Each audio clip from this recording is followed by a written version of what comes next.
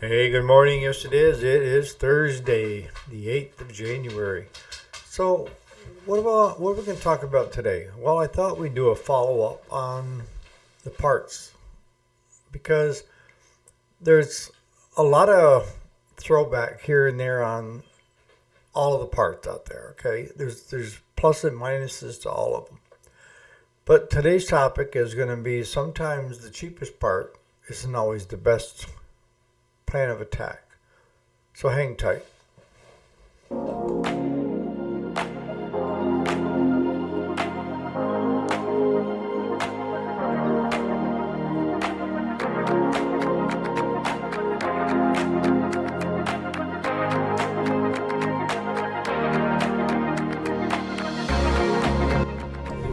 Alrighty, welcome back to the channel. My name is Eric, if you didn't already know it. And yes, this is the weekday, Monday through Friday. Today is Thursday, the 8th of January of 2026. So today's topic is why cheap parts aren't always the best plan of action. And why is that? I mean, it looks good on paper, right? Because you're looking at eBay and Amazon, and you're seeing that carburetor is selling Chinese for $9.95, free shipping, free fuel lines, free fuel filters, gaskets. I mean, the whole kit and caboodle is like, how can I go wrong? Compared to $68 for the OEM home light, we'll just say a home light part. And the aftermarkets are selling it for around 45. So why is the $9.95 not the best option? Well, for you guys that are running shops like we do, you already know that answer. And that is the last thing that we want is do-overs. And one thing I can tell you is, and this isn't to knock Chinese parts and buying Chinese parts, it's just to make you aware. And that is, there's a higher degree of comebacks with the Chinese parts than there are the aftermarket and OEM.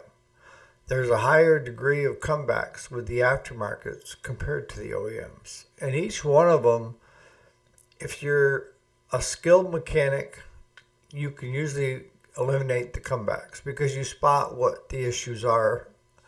If you look at the Chinese, you know that if they send you the wrong carburetor, that you can see that this is not the carburetor. And the OEMs have got, I'm trying to think, it's like a laser.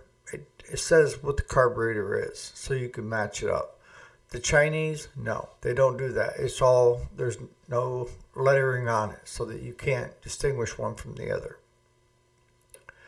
And the other thing is there's no quality control in place with the Chinese stuff.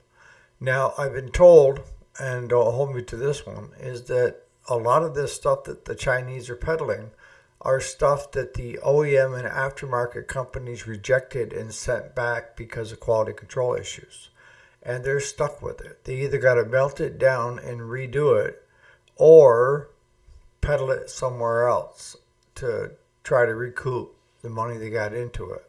That I don't know for sure.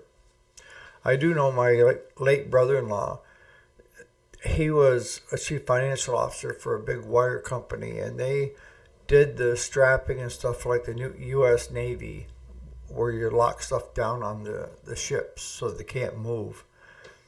And he said you had to be careful. They had a quality control guy over there. And if you weren't on your toes, they were melting down bicycles to make the parts. And they were inferior parts. They wouldn't hold up to the test of time. And it looked good, but when they put the strength test and everything against it, they just fell apart. And the last thing you want is on rolling seas in your top buyer having problems, because they will not come back to you. So that's why a lot of these companies have these quality controls in place, is because they want to make sure that they have the best product made out there. eBay, Amazon with the Chinese parts, they are not the best parts out there. They aren't. And me as a shop, I know we talked about this yesterday of how stuff comes in and it's not the same carburetor. Okay, and I can look at it and say this is not the same carburetor. A lot of you people that are do-it-yourselfers, homeowners, don't do it enough so that you would recognize it. And the idea is that you're going to think that you screwed up and it's got to be the machine, and you discard the unit because it's unfixable, when in fact they sent you the wrong part. The other thing that I see a lot is not understanding how to do parts lookup. I think it's easy as hell, but I do it day in, day out. I mean, I'm constantly looking up parts for this or that unit, and it's kind of like reading schematics. If you threw me in front of schematics, I wouldn't know squat. But if I've been doing it for 20 years, reading schematics would be like second nature, right? Well, that's where a lot of times I assume that everybody else knows how to do a parts lookup and get the correct part and the part number, and they don't.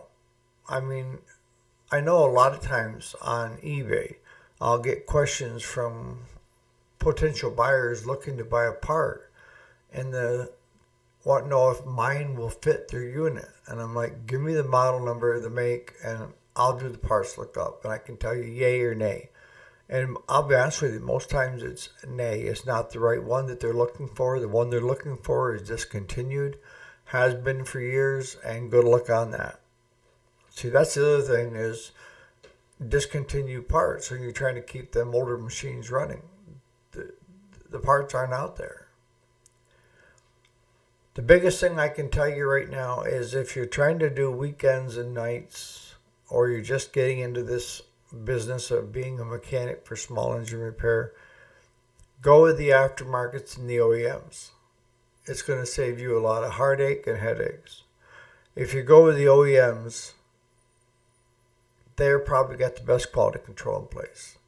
And what they tell you it will fit, it will fit. And if it's not listed, it will not fit it. Aftermarkets, a little less quality, more quantity, and for some reason they list other things that it will fit, a carburetor per se. Just because they're listing it saying it will fit other or other units does not mean it will.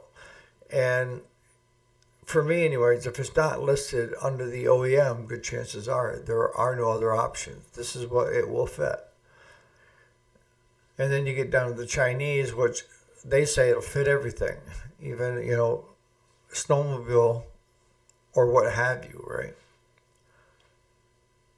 The worst thing a shop can do is do-overs. The worst thing a shop can do is try to cheap out and spend the $9.95 and take a chance and have it start to run, ship it out the door, and then have the customer call them a couple hours later saying that it's having the same issue that it did before. That's a do-over. And I'll be honest with you, most shops will charge you, the customer, for the do-over, and that's the worst thing you can do. If you have any type of mechanical skills and you're going to stand behind your work, you need to stand behind your work. That means if it goes out and it's a do-over, this is on you now because you put your stamp on it and sent it out. Why should the customer pay even more for your screw-up? And you're going to say, well, the carburetor looked good and everything. Yeah, but if you do, Jason's taught a lot of us a lot of things on this channel, and that's one thing is don't get in a hurry to ship it out.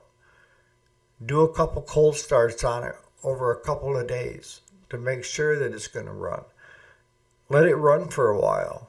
Like yesterday, we put the valves back into the bigger generator, and she was fluttering a little bit. But what we did was I added PRI-G, put some gas in it, stuck it outside, and just let it run for 20 minutes. But it still had that surging, that galloping. So Claude ended up taking the carburetor back off, and there's an air vent in the top of these, most of the older ones. And we have the hand drill bit. You don't put it in a drill. You have it on a, and then you just work your way down through that orifice to make it bigger so that it allows more air in. So you guys that don't know this is because you haven't been around it to see it. But there's so many things that you can do to a carburetor, an OEM that's still there versus replacing it. If it needs needle and seat, put a needle seat in it. Tear it apart, get it cleaned, ultrasonic clean it, let it do its thing. And then at the very least is if it's got the black button on top where you can pop that out, there's an orifice below it, and that's for air to fuel ratio. And over time, it requires more air. So the hole has to be made out a little bit bigger. And once you do that, the surging goes right away because it's not sucking air and then not getting enough air coming in. So what are some other drawbacks to going with the cheaper part? Well, we've already talked about comebacks, redos, where you have to do the job over. Your reputation's on the line, and also now it's on you, right? But the other thing that we don't talk about is when you're running a shop, you need to have income coming in per week, right? For you guys running a shop, you understand what I'm talking about here. And that is waiting for parts. Let's say you got a defective part, an OEM one, which I'll tell you right now is rare. A lot of times when we had defective parts, it was more on the aftermarkets and the Chinese. And the do-over is bad enough, but now you're sitting there with that machine tore back apart, and you have sometimes shipping involved to get the part back to the aftermarket or the Chinese. And the Chinese will play games with you. Well, you keep it, and I'll give you less. I'll give you so much back on it. And I'm kind of like, I don't need this carburetor. It's not the right carburetor to start with. Or it's defective right from the get-go. It's not working. And I just want my money back so I can go somewhere else and get the correct one. That amount of time that machine is tore down, taking up space in the shop, is costing you money. It is. And you may have waited a week and a half for that part to come in, put it in, find out it's defective, and now you're waiting another week to get it returned, and then another week and a half to get another one in, and now you're already into the next month. Not week, you're talking months of this crapola. That's why I say that if you're first starting out, go with the OEMs or the aftermarkets. If you've been experienced and you know what you're doing, the Chinese parts, we take what we need out of them and put them to good use. And the rule is, if it'll start today, try it tomorrow on a cold, on the next day on a cold start before you call that customer. In the end, if you cheapen out and you go for the cheapest fix to make the biggest bang for the buck or whatever, and you end up doing it over and over a couple times, is it really cheaper? Is it even cheaper to have it come back and have to do it yourself and cover the cost the second time? Do we use the Chinese parts? Yes. Yep. A lot of times I take them apart and use the parts out of them, because I've found that the carburetor is never what they say it is. And I think they just slap them together over there anyways.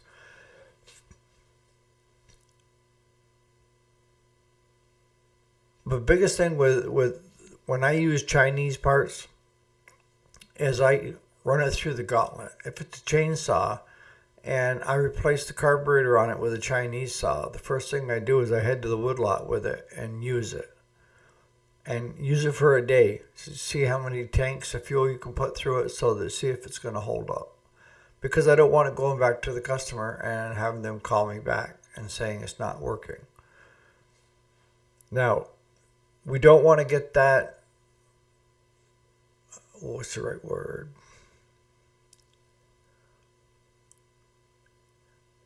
If you followed me on the channel, you'll know that one of the things that I talk about is when you have compression, fire, fuel, and air. Fuel is always an issue for us, so I dump the fuel and add fresh. If a customer takes a unit from me and runs my fuel out and puts his old crappy fuel back in, he starts having problems, that's on him. After I've told them, make sure you get rid of all your old gas and get some fresh because you have water in your fuel. Those are the rare instances. But you as a mechanic and you as a shop owner need to be aware of these. Maybe you've never had that problem of where a customer took it and after running your fuel through it, started having problems again. And it was because of their fuel that they bought last year that they still say smells good and looks good, and it's not good. It's not good, guys. If you're first starting out, if you're a homeowner, try to go with a better quality part because you don't have the experience to recognize a lot of it. And if you haven't learned how, learn how to do parts lookups. You know, just by simply taking, like any MTD has got a model number, whether it starts with a 13, 17, but it's a long thing. Punch it into Google and then hit search. And it'll bring up Parts Tree, Jack Small Engine, you know, a number of others there that have the parts lookup diagrams. All you have to do is find the part that you need and then get the part number. I think somewhere in my educational videos, I do just that for you. I show you how to do the parts lookup for you guys that are interested. It's quite an older one, like maybe 2 years ago or 3 years ago. I can do an updated version of how to do it. But in the comments, let me know what you think. I mean, I think if the less skills you have, the more you should pay up front. Because if you don't, you could end up with a perfectly good chainsaw that you end up with the wrong carburetor for, and then you blame the chainsaw or blame your skills for the reason instead of the carburetor. A skilled mechanic can look at that carburetor and tell if it's an issue and be able to take it apart and put it back together within a couple minutes. That's skilled without having to look at photographs or line things up. Just throw them on the table and put it all back together. So on that note, you guys have a great Thursday. We'll see you here bright and early tomorrow morning. If you have any questions at all on any of our videos, post them in the comments. We have a great crew of guys and gals that will answer your questions to the best of their knowledge and to the best of my knowledge. I try to respond to every question, but sometimes I get tied up with other stuff where I'm blessed to have a lot of people on the channel that know a lot and are willing to step in. So on that note, you guys enjoy your Thursday.